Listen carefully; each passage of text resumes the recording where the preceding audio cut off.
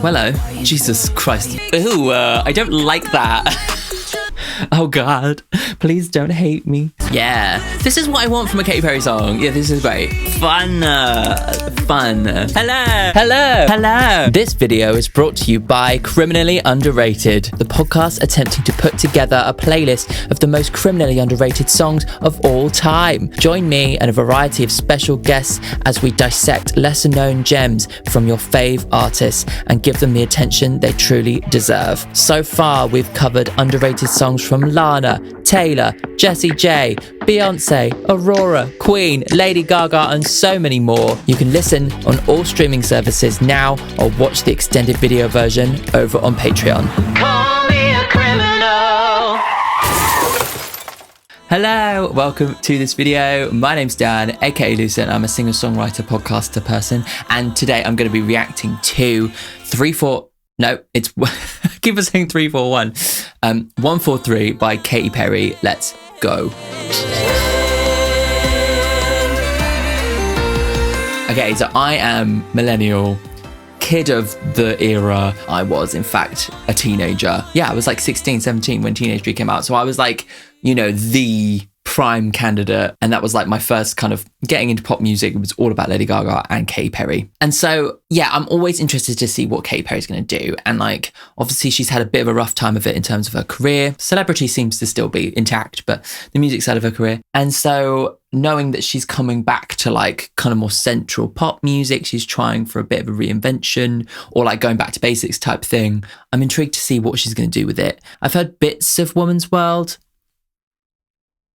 Hasn't completely sold me from what I've heard. The thing that makes me feel conflicted is the Dr. Luke of it all. The thing is, right, that Dr. Luke produced Woman's World, which is meant to be a female empowerment. And so with all the allegations, it's like really distasteful. And so I've been a little bit conflicted about this whole thing. I know that Katy Perry is in a contract with him, and I don't know exactly what the details of it are at the moment, but like it used to be, at least, that if people were signed onto his label, then he had to have a production credit. Like it was like part of the contract. And so it's kind of a little bit like, well, how pop music defined my teenage life, you know? And so I just wanted to kind of acknowledge that kind of stickiness. But today I will be trying to take the music for what it is, for what Katy wants to put out there. But yeah, I thought it was important still to acknowledge the grossness I kind of feel. Yeah, cool. If you're new around here, then welcome to the channel. I am Dan.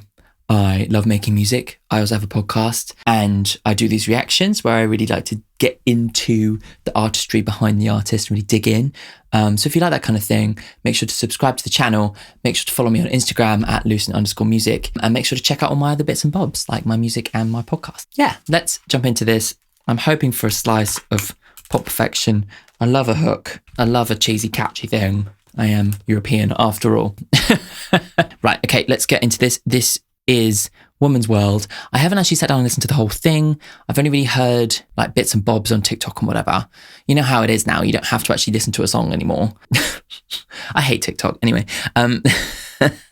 let's give this a go.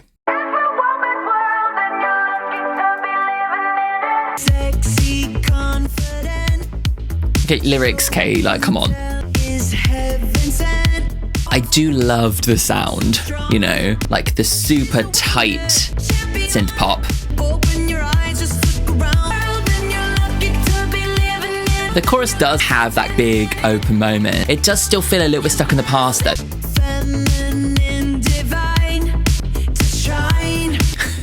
I think we need to ban the word shine from pop music now, like come on. Yeah, vibes-wise, it's enjoyable synth pop, you know. Doesn't feel like a massive swing. It's difficult though, because when she does do a massive swing, it doesn't really pay off, does it? We ain't going away. It does feel like a bit of an antiquated view of feminism, you know. It's like a version of feminism that we've moved on from. Yeah, there's like a lot of elements of that I really enjoy. Like, I love a kind of down the middle synth pop song, you know, like I really love the dryness of the synth, the way that combined with the drums kind of gives it this kind of shifty, like really full, deep feeling sound. Like I really enjoy that kind of style of the production. Something I adored about her song Never Really Over. But I feel like the thing about Never Really Over is that it had something more quirky about it. You know, it had the like fast singing section that really was kind of like super fun. Whereas this one just seems a little bit more by the numbers. And obviously like Katy's not a lyricist. We don't listen to her music for like dissecting the lyrics. She's not Taylor Swift. It's difficult. This idea of feminism is like, it's almost like kind of Born This Way, but for women, but also Born This Way was over a decade ago. So do you know what I mean? It's like, feels like a really old fashioned version of feminism that is just a bit like, doesn't really kind of strike the highs that I think Katy wanted to prove with this song. Obviously, she wanted to have a song that had this divine feminine female empowerment thing going on. But I don't think it quite gets there because the lyrics don't seem quite believable enough. Yeah, so I can't quite get past that. Sexy, confident. It's just like a kindergarten. But that said, it does go off. There's a few kind of nice little like almost like chromatic-y kind of moments in there musically, which helps it really go off in the chorus. So I enjoy that element of it. But yeah, let's go on to the next one. This will be Gimme Gimme feat 21 Savage. Let's go. Okay. Squeaky. It's giving me Bon Appetit era. Bon Appetit is, by the way, one of her best songs. It's so good. She gave me her heart, so I gave her my keys. Give me, baby, stop wasting my time. Gotta blow my mind. Okay, so she's going for like a bit of a hip-hop gesturing thing. Yeah, I don't know why she hasn't learned a lesson from the last time she tried to appropriate hip-hop, you know? But, you know, whatever. Ooh, I don't like that. Ew. I do like that about Katy though. There's like this cartoonish thing. But when she leans into the cartoonish kind of silly nature of it, I feel like it's much more successful. Like Bon Appetit. Like, come on.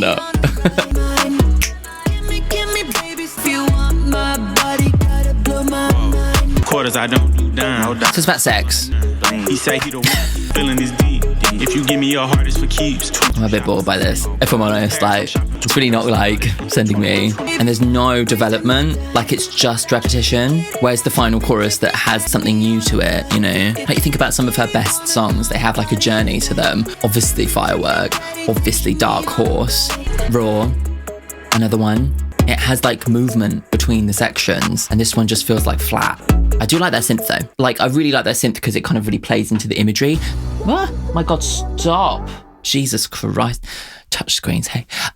Yeah, the synth plays into the visuals of the album. Like, I really quite enjoy the visuals that I've seen so far. I watched her VMAs performance last week and thought she was like, did a really, really good job. Apart from the whole like lesbianism for the male gaze thing that I really was not enjoying. Her and this other girl were like making out, and she'd already sang I Kissed a Girl, and it's all a bit sticky. And then you've got fucking cutting to views of Orlando Bloom watching them. It's like, ew, like this is 2024 and you've got Chappell Roan on the same show. Like, why are we still got lesbianism performative for the male gaze bullshit on mainstream pop TV? Like, fuck off. Anyway, sorry. But her like performance chops were totally there. You can see that she's really honed her like live show craft, and like all the bits where she was flying through the air and she was doing like ET and stuff was fucking epic. And the visual element of all that really played into this kind of like almost like alien, divine, feminine imagery, which I really liked. And the synth in that song, get back to the point, the synth in that song really kind of plays into that message. It almost kind of plays into like this almost like 80s horror sci-fi movie style sound, you know? Yeah, that said, that's probably the only thing I liked about that song. It was really flat. And I thought the rap was boring. And I thought that it had no development. Yeah, it didn't take us on a journey. Oh, I liked the centipede line, even though I hated it, you know? The thing is, I like when Katy does the like gross, weird shit, you know? The cartoony vibes. I feel like she's shitting into that more, you know? She's taking herself a bit too seriously. That's the thing. Pop at the moment is like not taking yourself too seriously. You look at Chappell Roan, you look at Sabrina Carpenter. People are finding success and not taking themselves seriously. So, you know, anyway. Let's go on to the next one. This is Gorgeous with Kim Petras. I love Kim. Well, I love Kim's earlier stuff. I'm not a massive fan of her major label stuff. That is like feels quite dull and boring from what I've heard of it. Yes, but let's see. I feel like Kim and Katy is a great combo, like cartoonishness, you know, the humor. So I'm hoping that will come through in this song. Sounds like a video game. I'm into that. KP. KP. Fun. Oh, KP. Yeah, great. Love it. Ooh. Nice. Love the big vocal harmony moments. Love the kind of salacious feeling in this. If you want the digits to my cellular, gotta spend it all on me tonight. Okay. Yeah, again, lyrically, I'm just like cringing a bit. Enjoying the synths. Enjoying the hook. I love the vroom vroom thing. Oh, it's like, we're going out, you better hold on to your men because we're gonna, yeah. It's like a tired trope, but I do feel it a little bit more from Kim, given that, like, her background and her context, and her version of female empowerment feels much more like realistic to me, given like the fact that she is trans and she's had to obviously prove her femininity to dissenters, you know.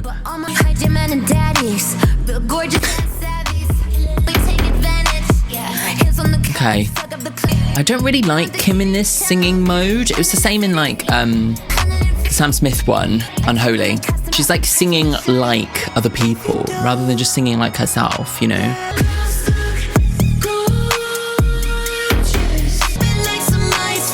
Oh, dripping. Yeah, okay. Well, I like the transition. That was fun. Yeah, that song had some promise. Like, I really enjoy the hook, gorgeous, like the layered harmonies and stuff in that hook, but I just didn't feel like the verses had any strength to them. And like, the thing is, I love Kim, but it's like, I love her like bratty singing full pelt vibe, you know?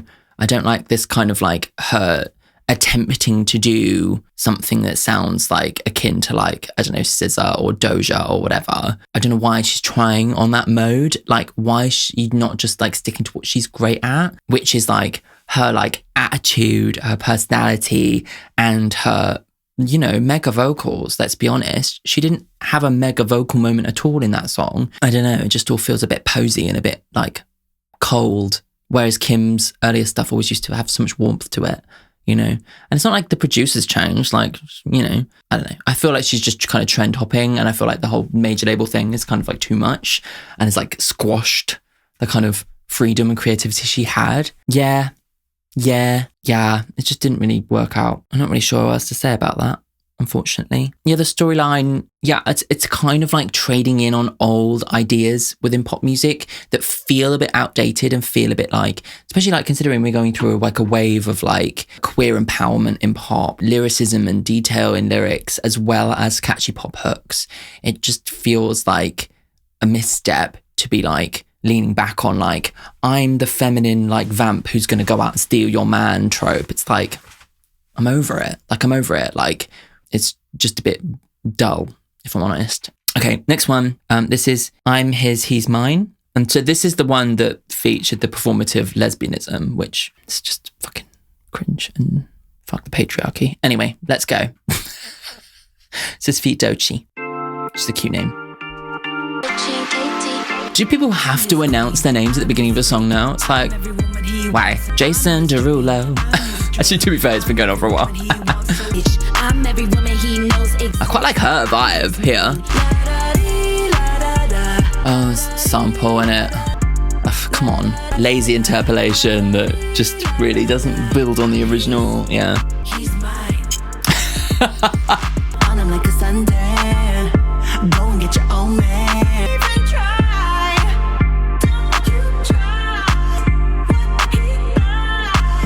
Again, more trading in on old ideas, trying to cash in on nostalgia. It just feels like not very inventive, you know?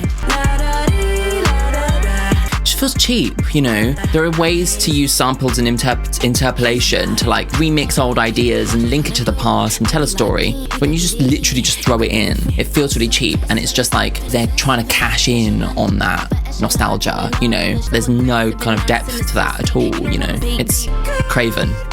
That's the word. I'm every woman he wants, so what? I'm his boss, I'm that bitch. Okay, yeah. Yeah, I kind of zoned out.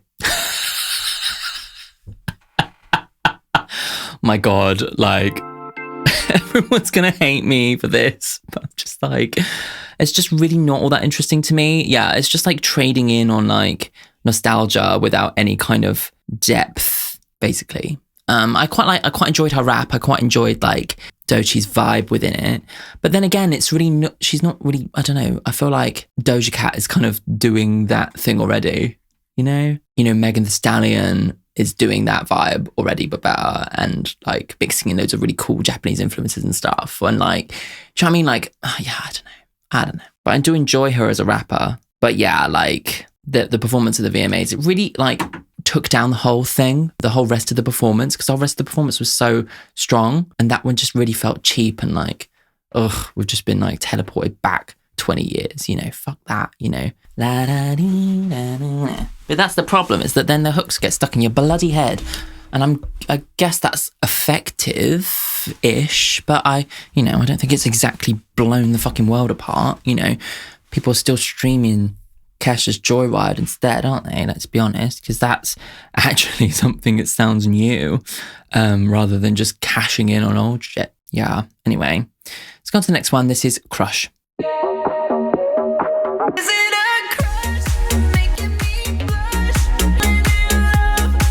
Fun. You can imagine listening to this in the gay bar. How many songs have we had where it's like my heart goes la la la la la? It's like, again, not a new idea, but I'm enjoying the vibe of this song. Fun. I quite enjoy this one as a vibe. Like, it's definitely got like that kind of like heavy hit you around the face electronic pop production that I like from Katy stuff. I do kind of feel like if she'd like interfaced maybe with like more like modern producers, maybe like around the hyperpop scene, she might have been able to discover something that really suited her in that kind of like fusion between pop and hyperpop, that middle ground. Because she's already got that image and that whole like cartoonish crazy shit thing about her,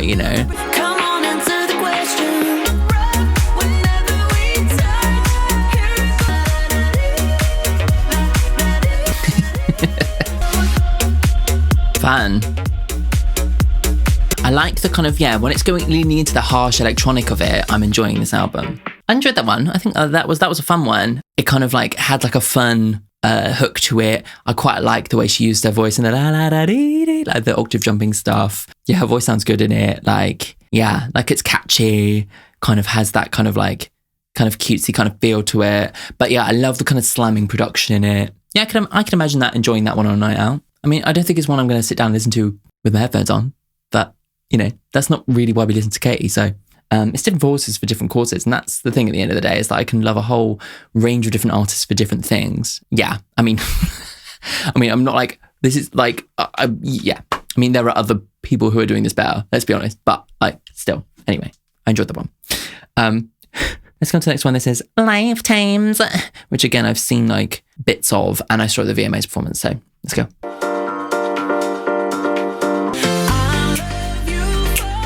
I'm enjoying the house piano. It's fun. This is definitely a fun vibe. Like, the sun is always rising, like the stars are in the sky. It's not exactly nuanced lyricism, is it? Like, I feel like it's definitely more of a successful vibe than Woman's World, because it doesn't try and like be something that it's not, It's not trying to be feminist. It's just like a blissful love song, with fun house pianos and a good beat, Yeah, I like this idea that it's like, doesn't matter if we're reincarnated, I will love you for every life. I love it to the end and then repeat it, It is actually quite a good central conceit.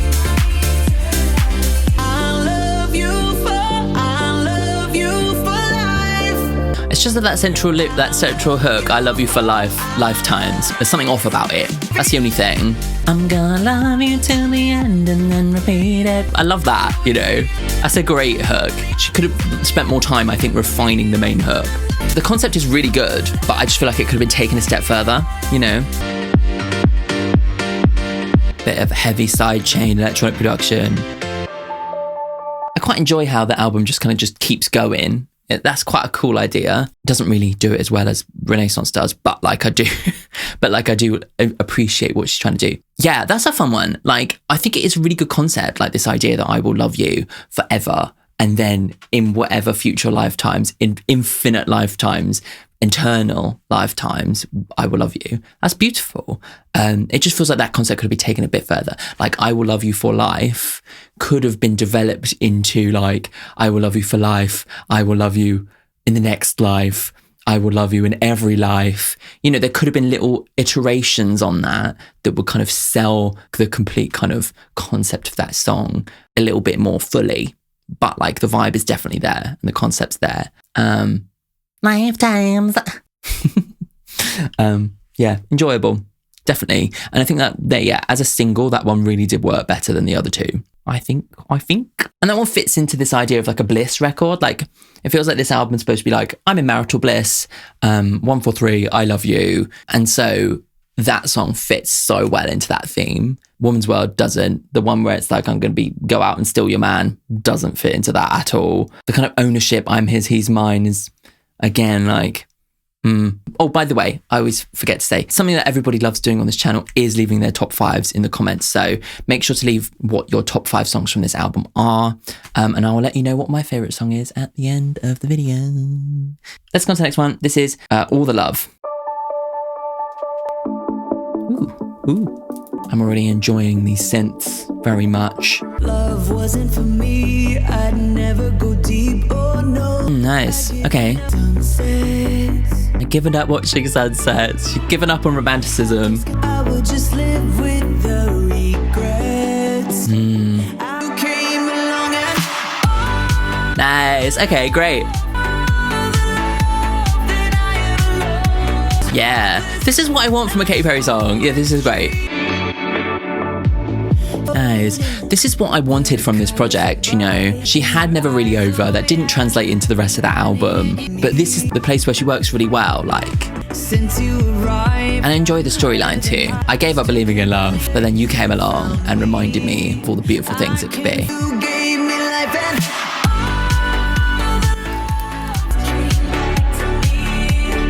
And I like this idea that she'd given away, that she'd lost love, you know, and then here it comes back, you know.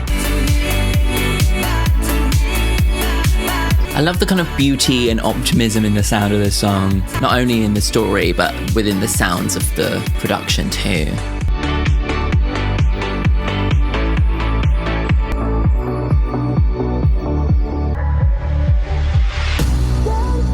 Great transition there. Really good transition there. That one worked really well. Yeah, that's my favourite one so far, definitely. Like, I really enjoyed the optimism in that sound. I felt like it kind of had like cliches in it, but like the actual central hook was actually kind of something that I hadn't considered before, like framing it like, I've lost all my love. I've given it all away on people who are undeserving. I stopped believing in love and now it's all come back to me because of this one person. Like, there's quite a beauty in that. And just like I was saying, like, this is kind of what the promise of the album is supposed to be, this like blissful marital love thing. And this song really sells that for me. It plays into like Never Really Over. I don't know, like it felt like that should have been the direction that she'd always gone, but then something about it not doing very well or whatever, I guess, like made them pivot, but like pivot into something even worse, you know. Anyway. But yeah, like I really enjoyed the vibe of that one. And like that one, yeah, it takes like that kind of heavy, hit you over the face, kind of Z era dance pop production that I adore. Like, I love Zed. His work with Lady Gaga on Aura. I love him with Foxes on Clarity. That's like a genre of music that I really love. This feels like the kind of 2024 version of that, where it's that but tighter and like more in your face and more like crisp and clear sounding. Yeah, and that song kind of sells that sound for me. Yeah, I enjoyed that. Yeah, that was good. And I kind of wish like there was more of that on the album rather than like trying to kind of ape the kind of hip hop stuff and the kind of rappy stuff. And, you know, why not just stick to the stuff that you're really good at and just go for it and have fun with it? Yeah. Let's go on to the next one. This is Nirvana. Transition. Great. Best transition of the album. Ooh, hello. Ooh, I like this beat. I like that. whatever that weird like synthy thing is. That's fun. It kind of gives a bit of texture. Bit darker. Yeah. Take me to Nirvana. Found you in paradise. You make me feel. That's a good hook, yeah. Ooh, fun. Why do I have a feeling there's a different producer on this? This is good. This is really good. I like this. Show me that you're gonna take me to Nirvana. I just wonder whether like these songs that don't have pressure to be singles are better than the singles. You know, it's like, why didn't you just like make an album and then decide what the singles were after, rather than trying to like pose some kind of like big feminine empowerment thing? You know, it's, yeah, you know what I mean? This one goes off. Yeah, this is good. The beat is great. And this idea of like making me feel high, lifting me up, it's kind of like the dance floor, the love, you know, all these things elevating me. It all works quite well together. And it has a nice contrast with the kind of grittiness of the sound, you know?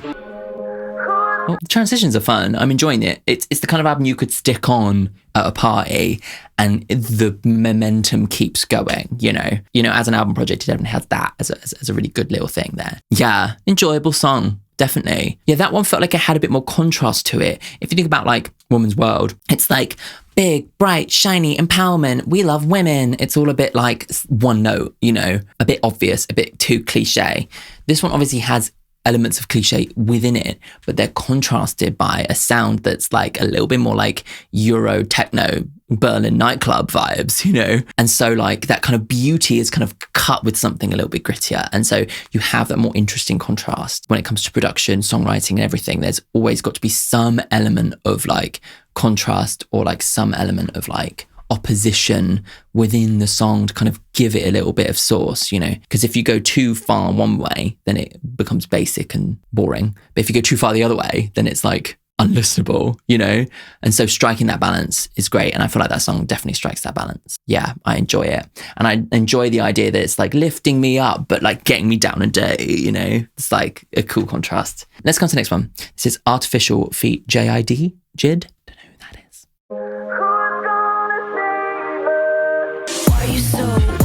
Hello. Jesus Christ. Okay. Cool.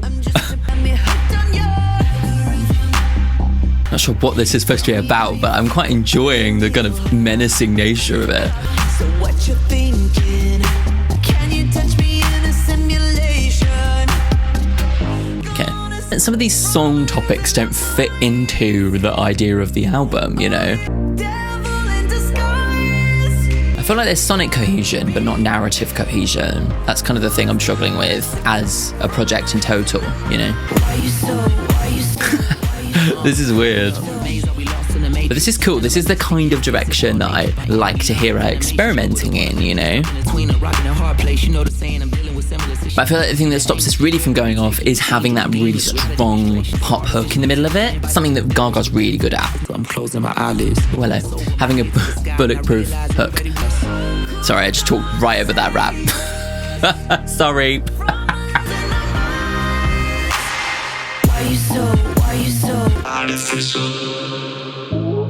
Yeah, that's kind of giving me, I don't know, is it supposed to be about like modern kind of social media, societal things? Interesting kind of topic for a song. Which doesn't really fit on this album. It was like when she did Chain to the Rhythm, and I was like, oh, okay, she's doing something that's like political. And then the rest of the album was like nonsense. Like, I was like, what? Like, it's just like no cohesion, like no narrative cohesion. It just feels like she comes up with the concept after she's already made all the music and shoved it together. Do you know what I mean? That said, yeah, I liked the way that song kind of had like a production character, like this kind of artificial robot thing. Like that was really sold well. I liked the grittiness, the kind of experimentation, the sound, but it was missing a central hook to kind of grasp onto. If you think about something like, obviously I've got Lady Gaga on the back, her song Scheisse, Ich liebe Ausspielklair, where she's singing that nonsense German stuff. There's a lot of harsh sounds in that. It's like really heavy, but then the chorus is just like a beacon of pop perfection, you know? And that is the kind of beautiful contrast that like I think Katy's trying to go for in this song, but the chorus hook thing is just not good enough to actually really pull it out. But I appreciate that she's trying something a bit different with that, you know, rather than cravenly trying to like rip off other genres and other styles that she's doing earlier in the album. Yeah, no. Let's go on to the next one. This is Truth. Truth. Again, like that synth. Yeah. Truth. I got a vision keeping me up at night. Saying right. Do your phone not start a fight? Treat me different. I know the truth, even if it hurts me. Yeah, this song is not sending me, if I'm honest. I'm enjoying the synth work. It's just that, again, the pop hook songwriting just isn't strong enough, you know? You think about her heyday of like Teenage Dream and stuff. The hooks were just so good. Now it makes sense to me. I'm at peace with moving on. It's always dark before the dawn. Yeah, it's like laden with cliches, this song. Yes, we know it's darkest before the dawn, but Florence did it better. Yeah, I don't know, it's just like, yeah, I don't know. Some of the songs on this album are just like pinned together with just much stronger songwriting, like Nirvana and All the Love just felt like they have like a stronger vision and a stronger just melody writing, you know, really. The person you're trying to reach is... I can't get hold of you.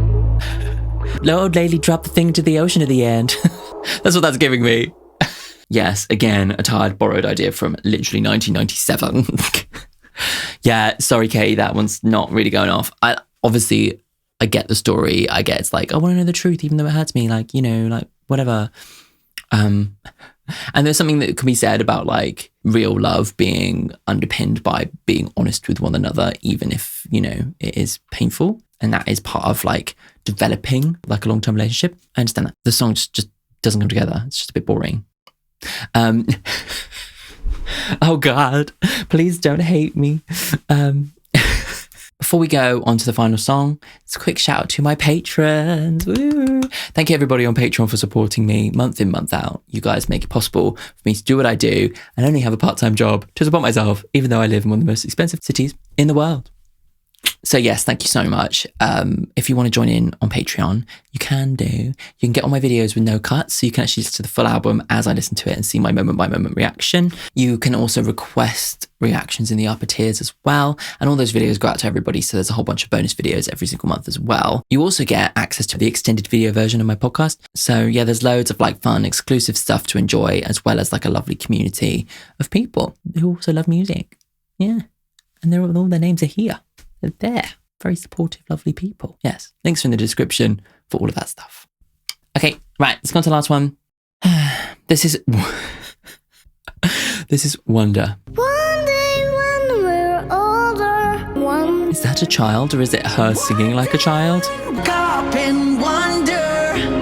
Still have that fire. Can someone- An acoustic guitar. Last minute acoustic guitar. Okay. Stay wide. Cool. Yeah, it's like having a child and just connecting to your inner child, trying to maintain that sense of wonder. That's nice. Don't let the fear in the world burn out what you believe. Okay. Will we still look up and wonder? It's quite a clever wordplay there. Yeah, I enjoy the central conceit of it. This kind of optimistic vibe I'm enjoying quite a lot. In a cynical world, one day when we're older. Fun. Yeah, this works. Stay free, little Daisy. Yes, we get it. You know, child's name is Daisy. Don't let this one say that. It's like we know. Just a weed. The heart still have that fire. I feel like thunder makes so much more of a sense as a rhyme. It's like she's trying to write fire and wonder, and it's like, come on, it's right there. Will our hearts still have that thunder? It's just so much better.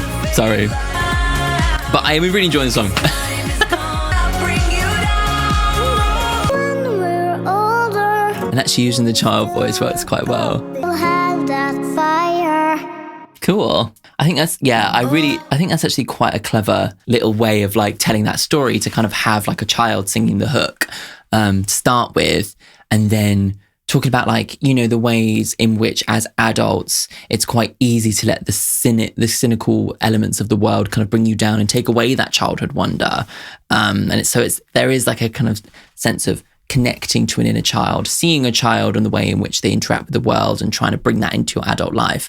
And that works really nicely then with having a childlike voice singing the hook. Yeah, cool. That one came together really nicely. I really enjoyed that song. And I feel like the elements of the album that worked the best kind of embraced this optimism, you know. Even Nirvana, which kind of had much more of a gritty sound to it, still embraced the optimism in the lyrics and some of the elements of the sounds that kind of cut through the grittiness, you know. Yeah, so like overall, there are definitely like enjoyable elements of this album.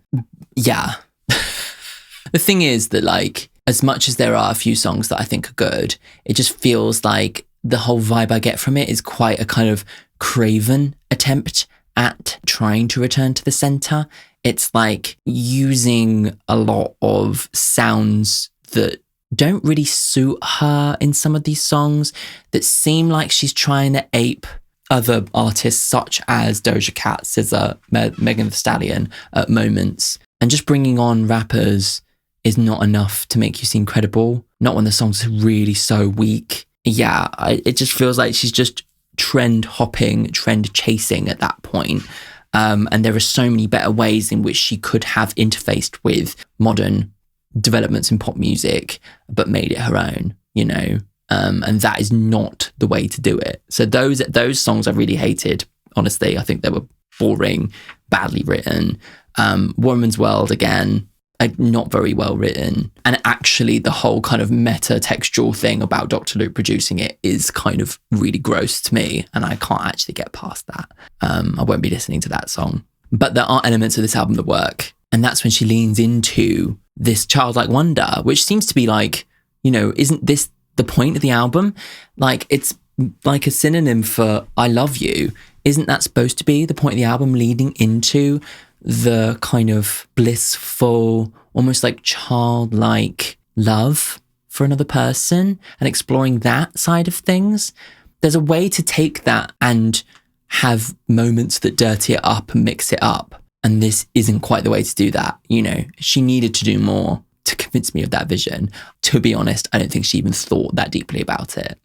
And that, at the end of the day, is the thing, is that I don't think Katy Perry's really bringing this element of authenticity and artistic vision to pop music. And that's the reason I think that she won't be able to keep up with the modern girlies, you know. They're using the sounds, the similar sounds that Katy Perry used, and making like centrist pop music. But there's always a sense of authenticity. There's always a sense of artistic vision that take it a step further and convince you that behind all the pop sheen there is a real human who's trying to make art there. Even if that's just a facade, I still want to believe that in my artists, you know. And Katy Perry doesn't even try and hide her like craven attempts at like trying to be central, you know.